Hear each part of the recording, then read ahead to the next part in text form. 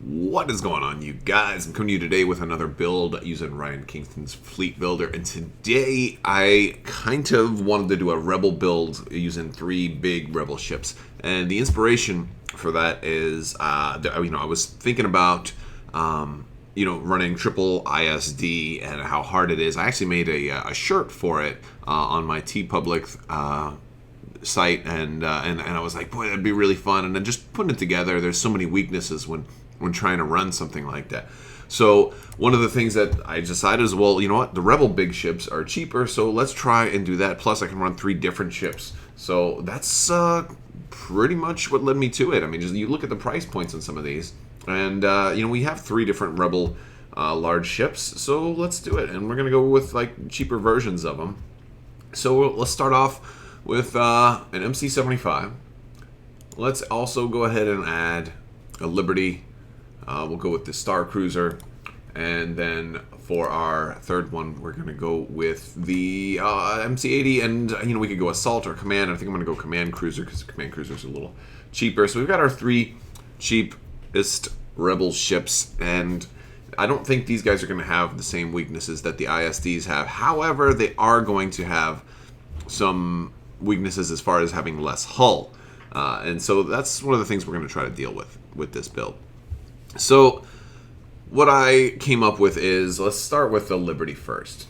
This is going to be one of my main shooters, and one of the things that we're doing here is, since we're so cheap, we're only 300. We have a lot of points to go ahead and add to this fleet. A lot more points than we would have if we were running Simoons and stuff. We have a lot more flexibility, so we can upgrade each of these a little bit better. So this guy, this MC-80 Star Cruiser, we're going to give him Gunnery Team.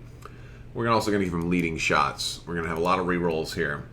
That's going to be awesome. We're going to give him Spinal Armament, and we're also going to give him XI-7. This guy is going to be doing a lot of stuff.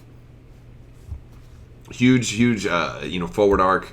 A lot more blue dice than red, admittedly, but that's okay. Blue dice are pretty consistent. We have a pretty good chance of getting accuracies with this shot, with this ship.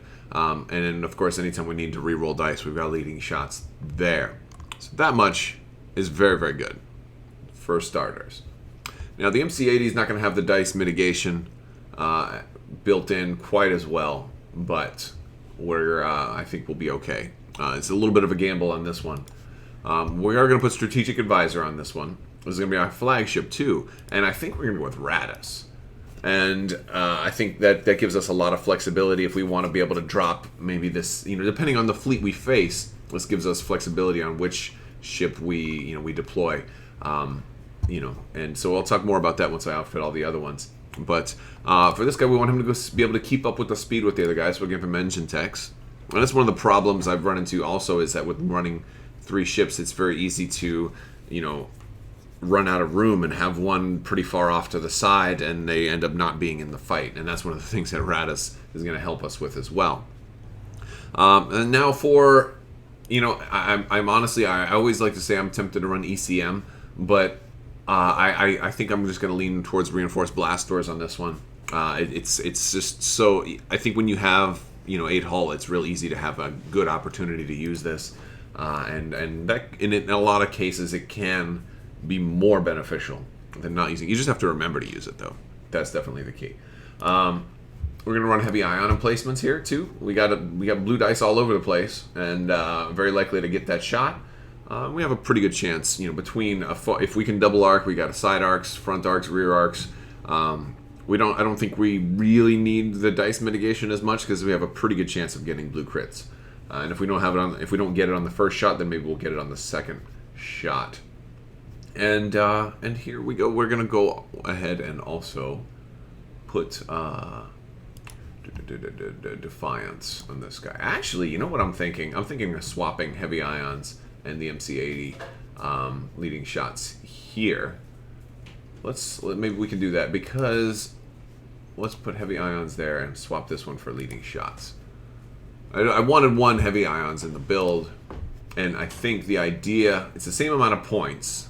I had to make sure that everything fit, but I think Leading Shots on the MC-80 will actually be better because of his anti-squadron. So if he does flak, and he manages to not get any damage, he can still spend leading shots on his anti-squadron as well. So you're getting a little bit more.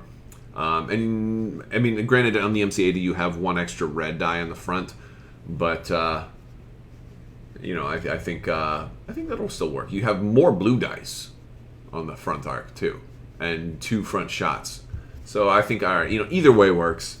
As I'm doing it, I set it up, before I started doing it for it to be the other way, but we'll go this way. I like this way. All right, and then the Defiance title, which, again, it might not be the easiest thing to trigger, but with Strategic Advisor, I'll still have 4 activations, so I might be able to get some shots with Defiance. Might be able to.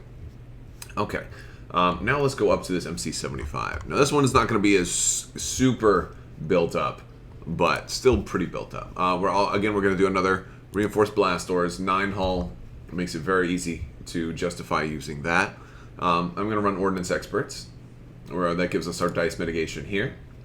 And we'll put, I'm worried because in one of my last games, I was able to see how easy Damage Control Officer is going to be, especially once the SSD hits. And I'm afraid people are going to start running it more. So I'm less likely to want to run Black Crit stuff right here, even though Black Crit stuff is great. But instead, I'm going to do a slightly different approach. We'll do Ordnance Pods and External Racks. So that this gives us, first off, External Racks is great, but Ordnance Pods, this is a potential answer to squadrons. We've got, like the MC80's got a decent squadron attack, and then leading shots makes it a little bit better. But this gives us a real nice squadron attack as well, plus the rerolls. And if we needed to use External Racks in a squadron, also we could do that. I just like Ordnance Pods, especially if somebody comes at you with the Sloan stuff. You can just be like, got you. It's just that much is nice. I like having that flexibility, and that puts us right at 400 points. So that's it. So here basically, and I think that's where Radis comes in. If I end up going up against a squadron heavy build, I can drop the MC75 in a place where he's going to be able to hit the most squadrons.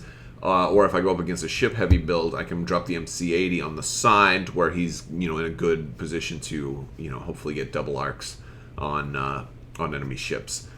So that's, depending on if they're squadron-heavy, I can use Radis for the 75. If they're ship-heavy, I can use Radis for the MC80. And that's kind of the idea. So I think this, even though you have your weaknesses, I think it'd be a fun list to fly. And it's not stereotypical for the Rebels to have 3 large ships all in one build. So let's talk about objectives. So down here we've got a couple of different things that we could do. I think definitely though Advanced Gunnery is going to be a good one, a real good one for this. Advanced Gunnery is probably going to go on our MC80, and with Defiance, if we are able to trigger the Defiance card, I mean we can really maximize profits that way. So I definitely like that. I like Advanced Gunnery anytime you run an MC80 without, because they can't put gunnery teams on them anyway. And from a certain point of view, you could put it on the MC75 if you really wanted to as well. That's certainly a possibility. All right. For our yellow objective, there's a couple of things here. I think I originally was leaning towards Planetary Ion Cannon, but it's hard for me to really justify that. That does give you a little bit of map control, depending on where you put them. It's just, it's one of those things that can be a pretty big risk. Additionally, Fleet Ambush can be a risk, but I feel more comfortable with Fleet Ambush, and it depends on who I'm going with, how I'll use Radis here. The big advantage that Fleet Ambush gives you is that you don't, squadrons will deploy last, so you don't really suffer too much from not having squadrons with that one.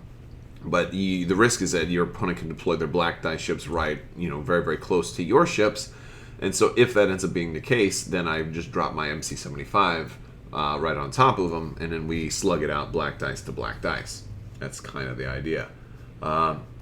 And with our blue, I'm definitely going to go with Solar Corona here. Solar Corona's the easy winner because we only have 3 ships. We have very, very bad activation advantage.